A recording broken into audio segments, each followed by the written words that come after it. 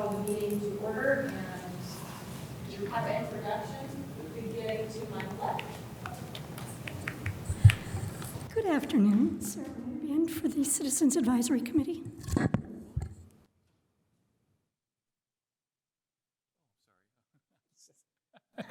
You're on my left, Steve. I did not hear what she said. Steve Olin from the City Council. Andrew Seabor, serving as proxy for Mayor Hamilton. Jeff McKim, Monroe County Council. Margaret Clements, Monroe County Plan Commission. Bloomington Public Works Department, and a proxy for Director Adam Wason. Jason Bannock, Indiana University.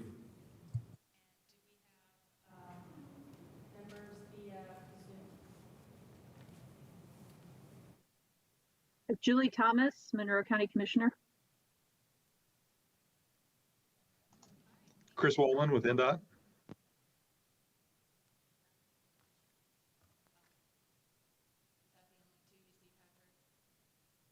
I'm sorry. Yeah, I turned the volume way up. Moving on to approval of the meeting agenda. Approval of the agenda is written. Second. We have a motion and a second. Roll call vote. Bannock. Yes. Clements. Did you call my name? Yes, sorry, Clements. Yes. Seabor. Yes.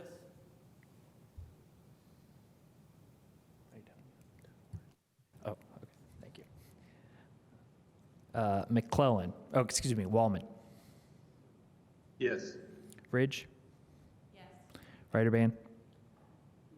Yes. Thomas. Yes. Nickel.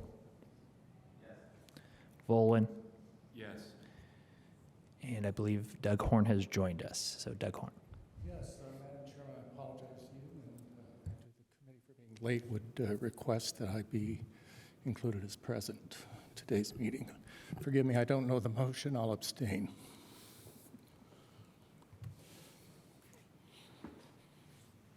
(901) Actually, I didn't get asked, but that's okay. Jeff McKim. Sorry. I do approve the the agenda. Sorry, you're not on my list. I got you for next time. Thank you. Okay, moving on to item number 3, approval of minutes of June 30th, 2023. Move we approve. Second. We have a motion and a second.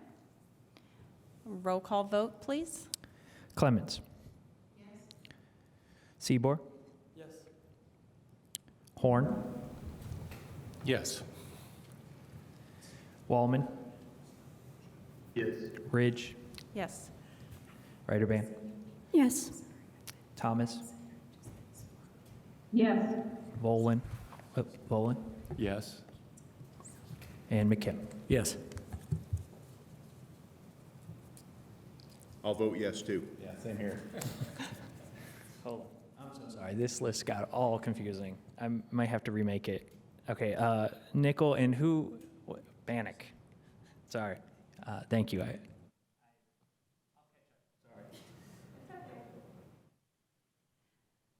Moving on to item 4, communications from the chair and vice chair.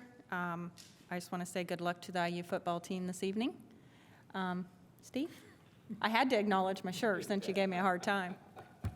I've got nothing, thanks.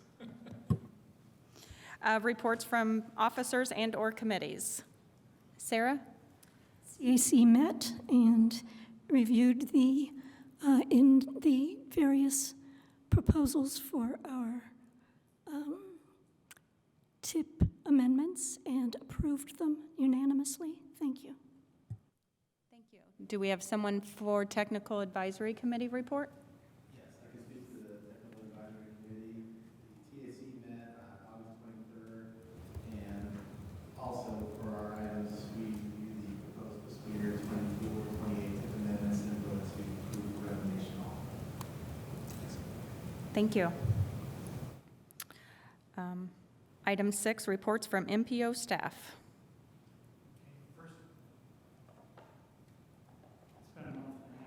done this, oh, sorry. First thing we have is the update of the schedule. The MPO committee meeting schedule, today's meeting was a reschedule.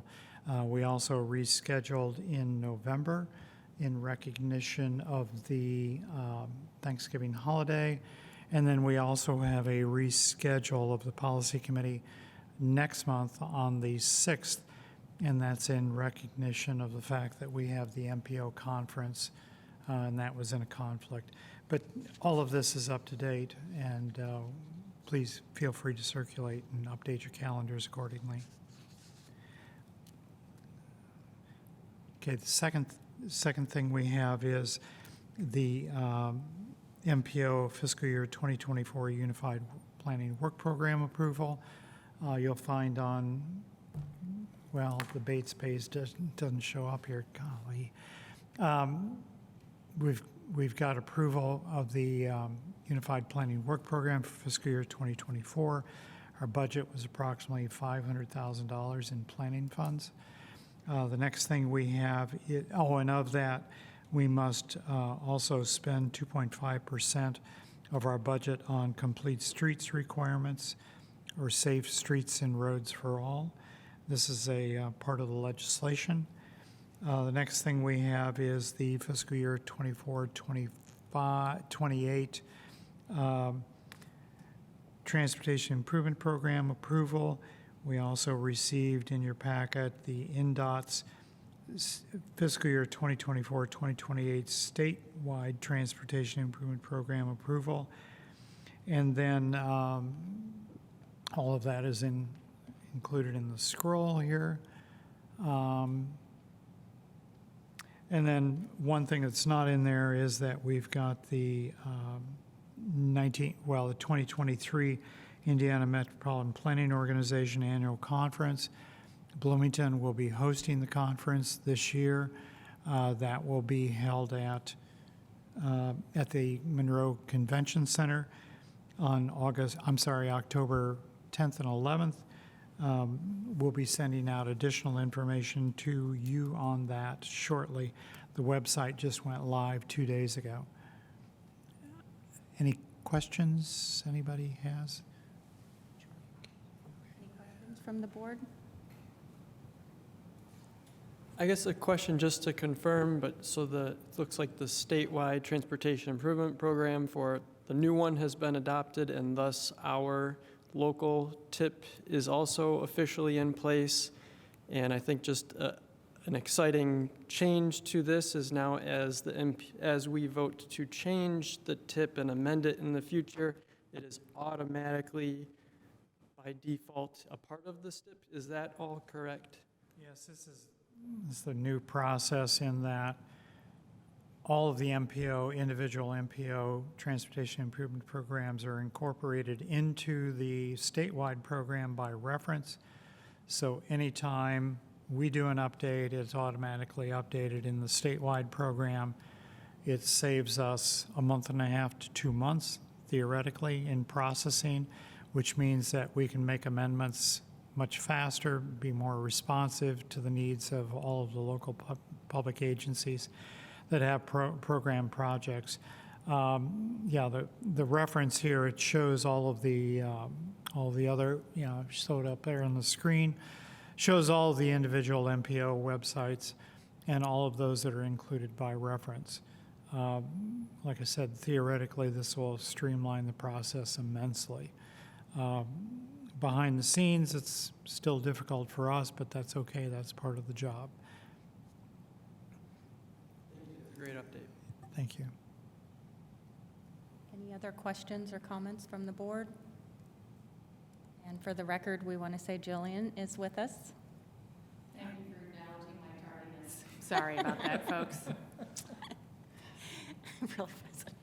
It relates to the transportation issues because it was related to driving across campus and not wanting to strike any pedestrians while I'm driving slowly. Does INDOT have jurisdiction on campus? Yeah. I don't think so. Yep.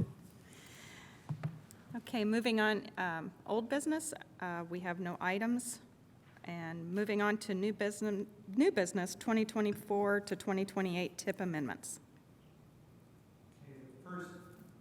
amendment we have is a request from the Indiana Department of Transportation. This involves State Road 45-46 corridor, intersection improvement with added travel lanes. This is from 0.2 miles east of Interstate 69 or Arlington Road Bridge overhead to 0.93 miles east of Interstate 69, Kinzer Pike. If the lat longs are in here, the latitude and longitudes are in here, but really what this does is this involves the J-turn area in front of the Motel 6, I believe it is. And we've got, the request here is for $659,187 in federal funds, $164,797 in local in state matching money. Total cost in 2024 of $823,984. This one has a scheduled contract letting date of December 13th of this year. Should I proceed on, unless there are any questions on that? Okay. Okay, the second project we have is from the Indiana Department of Transportation. This one is the Protect Program Development for Infrastructure Investments Act. This is a statewide initiative. It would involve $400,000 in federal funds, $100,000 in state funds for a total cost of $500,000. The letting date is yet to be determined on that. Some of you may ask what the Protect Program is. Protect Program stands for Promoting Resilient Operations for Transformative, Efficient, and Cost-Saving Transportation.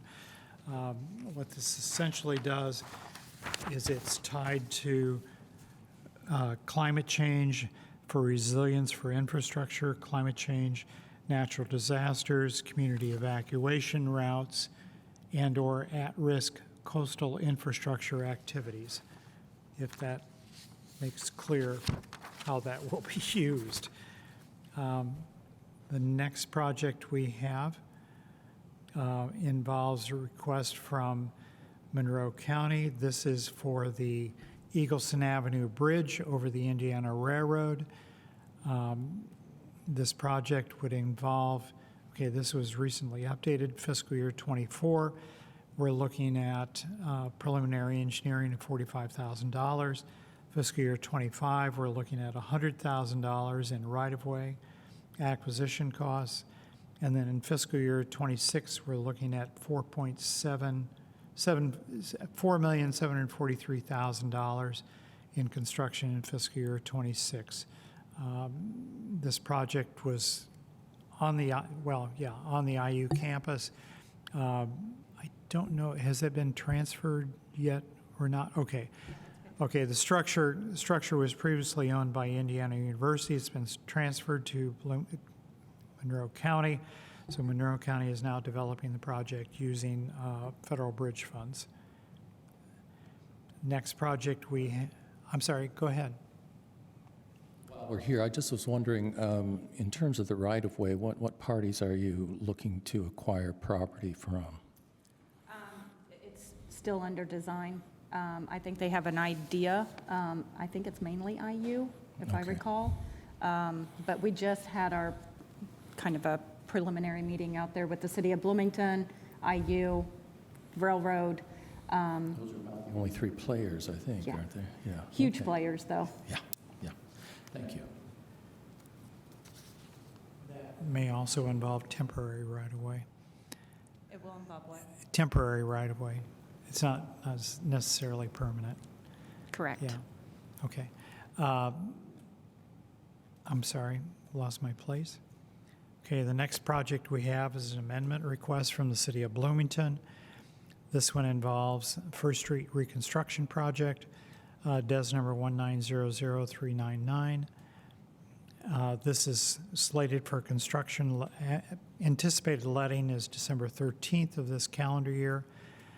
This is showing fiscal year 24. The local funds would be $1,598,663. Federal funds would be $4,601,337 for a total cost of $6.2 million. This amendment is pending. The fiscal year '24 funds don't really exist in terms of what we have right now. The local planning organization, or City of Bloomington, is negotiating with other MPOs about a loan from fiscal year 2027 money to fiscal year '24 that would allow for construction of this project in this calendar year. In this fiscal year. This would not affect any other LPAs, just the City of Bloomington doing a loan, potential loan, I should say, with other MPOs. The next project we have, yes, go right ahead. What happens if there's not a memorandum of understanding occurs? There would be a memorandum of understanding, but the memorandum of understanding would be signed by the MPO, myself, with the other MPOs, and gone through the legal process also, where it would be more or less saying, we promise to pay you in fiscal year '27 for the funds in fiscal year '24, and here's how we plan to do it. Typically, it's a one-to-one swap of 1 year to another year. Sometimes it can get more complicated. City of Bloomington has not done this since 1980. And then some of the other MPOs in Indiana do it more frequently. It's just a matter of need, because projects move out and move forward so rapidly. And all of the MPOs, I might say all 14 of Indiana's MPOs too, are having issues with the fact that engineers' estimates are coming in significantly lower than what the bid prices are. Part of that is due to the fact that unit costs assigned by the Department of Transportation may be out of date, and also they may not reflect what I would call supply chain issues. And then also involved in there is potential timing of the construction letting projects. If you have a bid letting in May, you're less likely to get a successful bid than you are to have a bid letting in, say, November or December.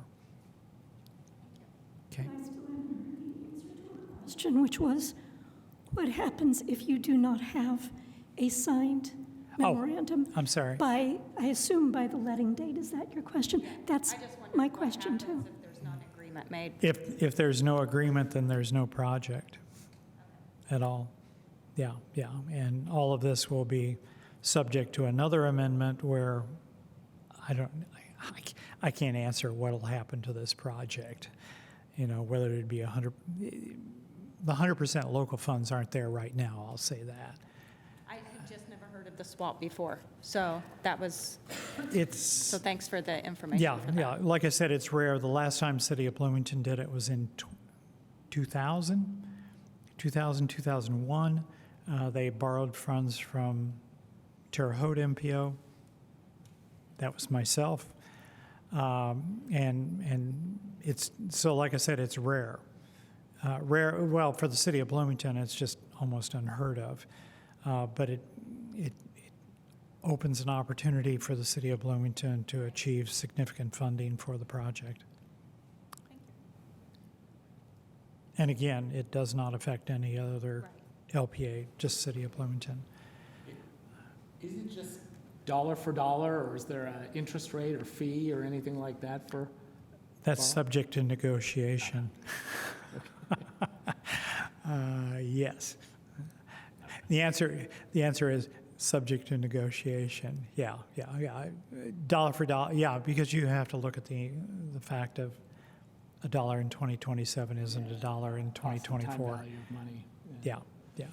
And there's an opportunity cost involved in all of that. Okay.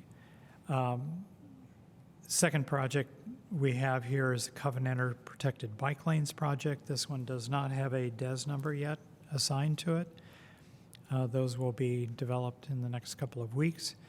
We're looking at fiscal year 2024 not changing, fiscal year 2025 remaining the same. The change would be in fiscal year 2027, where that would become a local project. Construction engineering would be $470,000. Construction would be $3,980,000 for a total cost of $4,450,000. And then you'll see some others here that are downstream. The next one is Go Bloomington. This is the Transportation Demand Management Program for Bloomington and Monroe. Yes? Sorry, just a question on the Covenanter project. So basically, the amendment we're being asked to vote on today does not impact MPO funds at all. We're simply acknowledging that the city of Bloomington is going to use local funds. Taking out of one pocket, taking out of the federal pocket in 2027, putting that into the federal pocket in 2024. It's still only there, the city of Bloomington. One for city of Bloomington only, one-for-one trade, one pocket to the other pocket for a different year, and then turning that project into a 100% local funded project. Thank you. And that project has not begun up to this point in time because it doesn't even have a DES number or a schedule built. Next project, I'm sorry, is the Go Bloomington project, Transportation Demand Management Program for Bloomington and Monroe County. I'll scroll down here. Again, if you see fiscal year 24, 25, 26 are not affected, fiscal year 2027. This one, instead of being federally funded with climate reduction program funds, those would go to zero, and that would become a 100% locally funded project in 2027, totaling $449,633.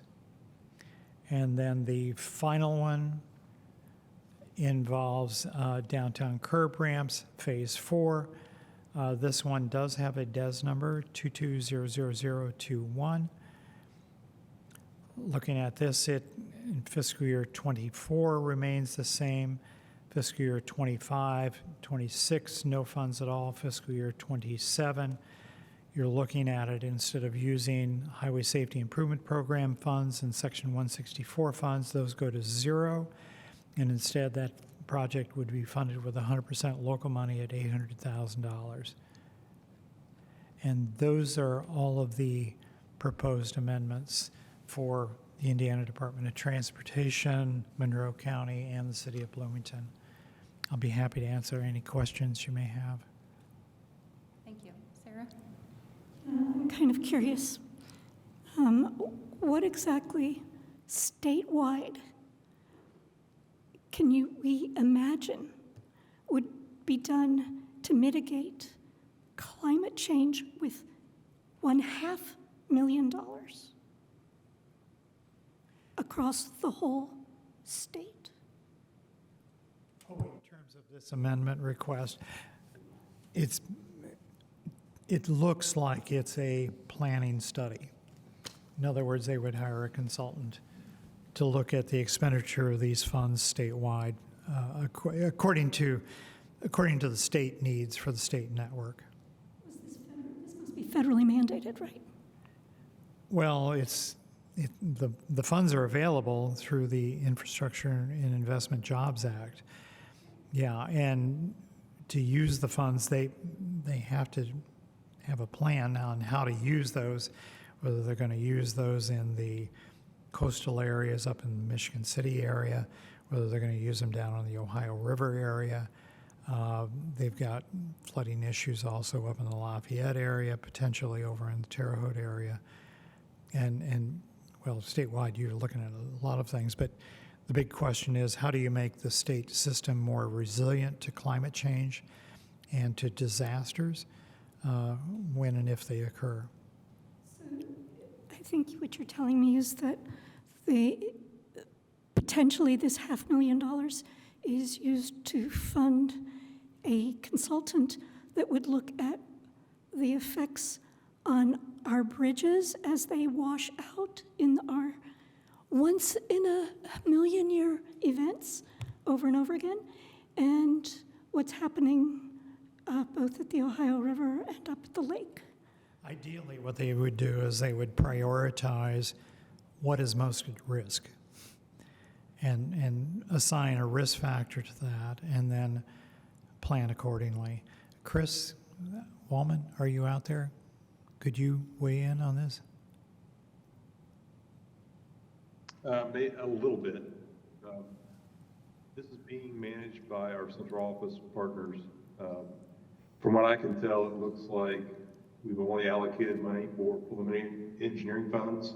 So I think you're on the right track, Pat. This is probably a study. I've reached out to my peers in central office. I've not heard back yet. So I can provide an update for next meeting if that would be agreeable to everyone. Does that answer your question? I think so, and I assume this will only apply to state roads, is that correct? Correct. Okay. Any other questions from the board? I don't see anybody's hand raised online. Anybody Okay. out there? Do we have a motion? Amendments? Second. We have a motion and a second. Any comments?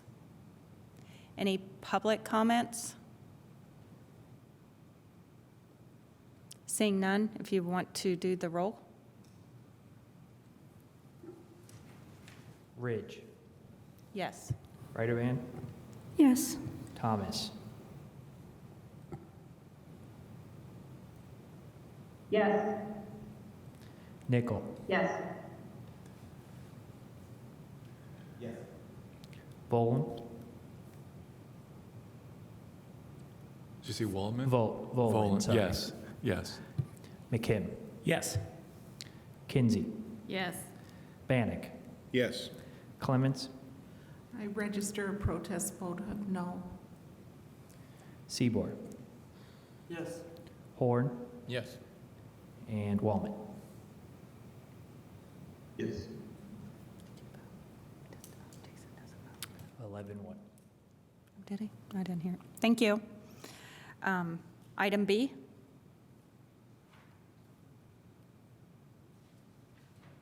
I'm sorry. Flip over the paper.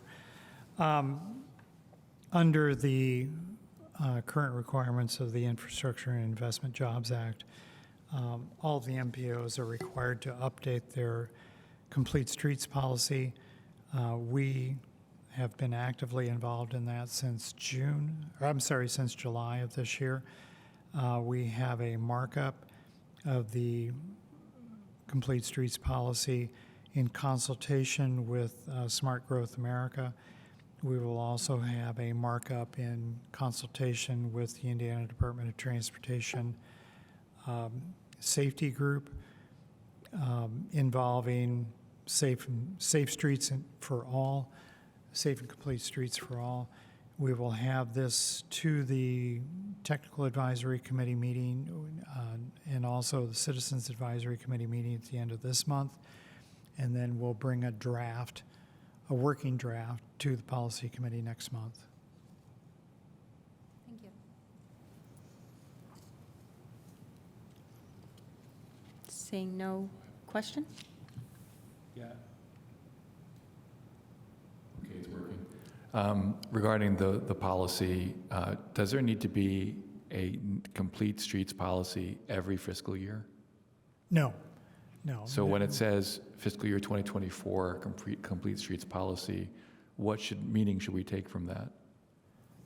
It's updated reflecting new legislation and new requirements, new planning requirements for the Federal Highway Administration. And also it reflects the Indiana Department of Transportation will be adjusting its goals. Typically, every year we always have we always bring to you the Indiana Department of Transportation's targets for injuries, fatalities, property damage, and those always increase every year. And the ones that you will see next month show we must have a decrease. In other words, the state of Indiana is looking for a decrease of 2.5%, and to achieve that, they have to have certain strategies and certain policies in place to make that a reality. I appreciate all that detail. I would like to just sort of get a sense of how often you believe this policy will need to be updated? Is it something that we This- might get more boundaries or guidelines in 2024? Yeah, this is next the first time we've updated, I believe, in 3 years. I don't envision an update again for another 3 years or so. Do you feel that this update is making progress? Like, is Yes. it strongly making progress, or is it just sort of incremental? No, it's substantial progress. Why do you say so? Because the Indiana Department of Transportation will change its targets. And then that, Okay. I mean, that in itself Yeah. is, I mean, those have always been increasing over time. And this will be the first time that they'll be declining by 2.5%, or at least that's the goal that the commissioner has set. With that, you know, on a state level, and I mean, that's significant in itself. There's also discretionary funding available statewide now, excuse me, for safe streets for all, safe and secure streets for all. City of Bloomington will be pursuing an SS4A grant. These are discretionary nationwide. There's also increased momentum nationwide for what's called Vision Zero. And then there's also an initiative by the Department of Transportation to develop a vulnerable road users study. That met this morning at 10 o'clock, by the way. Wow. And the vulnerable road users element would look at everything that's non-motorized. In other words, all the pedestrians, all the bicycles, it's looking at the data statewide, and then we're also looking at the data on what I would call the local MPO level too. And yes, non-motorized also includes horse-drawn carriages. It does not include scooters or motorcycles. But yeah, I mean, the vulnerable road users group, we met this morning. We're meeting again at the end of September. The timeline is very aggressive for the submission to the commissioner and to the governor for their approval by mid-November. It's rare that I ask a question and someone understates the significance of a document, but I'm very impressed, and I thank you for the detailed answers. And there's another element too. The other element is that we, the MPO, will be updating our Metropolitan Transportation Plan to a 2050 transportation plan. We issued a request for, well, an RFI, we request for information. We have a firm that responded in the positive light. We've not yet put the firm under contract yet, but that will be coming forth in the next 2 months or so. And the Metropolitan Transportation Plan will also include in it all of the critical safe streets for all, vulnerable road users. So, yeah, I mean, what we are is we're several months ahead of where we intend to be. I'm just glad I asked. Thank you. Okay, yeah. Sarah? You did mention Vision Zero, and I'm wondering whether we see any indication that statewide, or at least by INDOT, a Vision Zero plan might be implemented so that localities, our various MPOs, for instance, might embrace a Vision Zero policy across the board. I know there's increasing awareness among all of the NPOs. I don't know of any of the MPOs actively pursuing Vision Zero at the current time. The Indiana Department of Transportation is taking it one step at a time with the vulnerable road users identification and amendment to the safety plan, the state safety plan. Where it goes from here, I don't know, but 2 years from now, I think you could easily see at least 1 or 2 MPOs that would have adopted Vision Zero plans.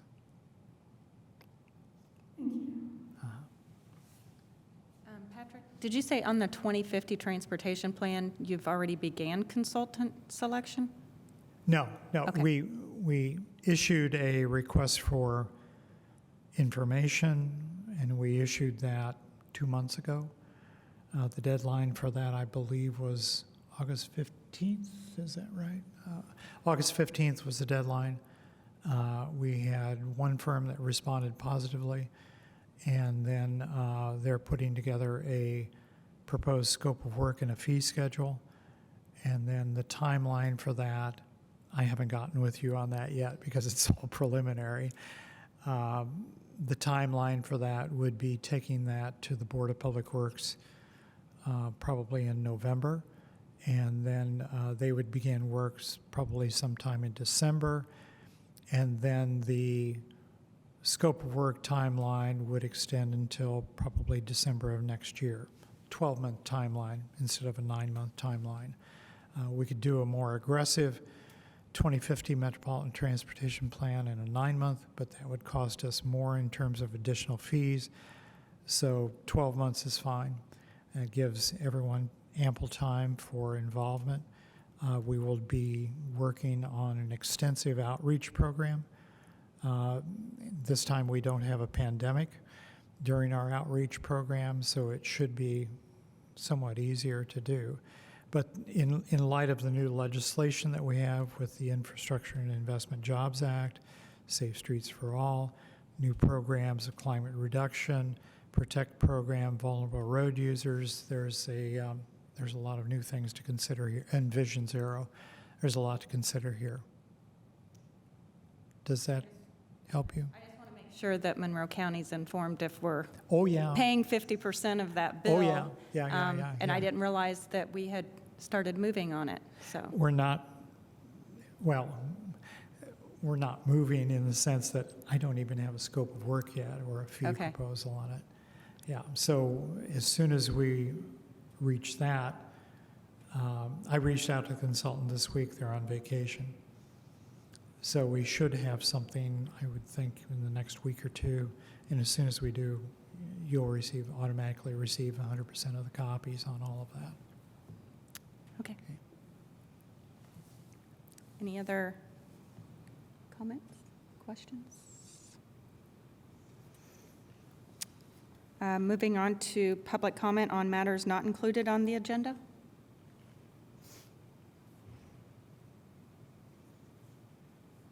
Seeing none. Communications from committee members on matters not included on the agenda. Sarah? Again, to members of this committee, that if you are interested in any of the multiple webinars that are occurring across the country on Vision Zero, which, as we've just heard, is going to be a major thrust not only in the state of Indiana, but across the country, let me know, and I'd be happy to let you know when they occur. Generally, you don't have to actually be there. If you sign up, you can watch it at any time in the future. Thanks.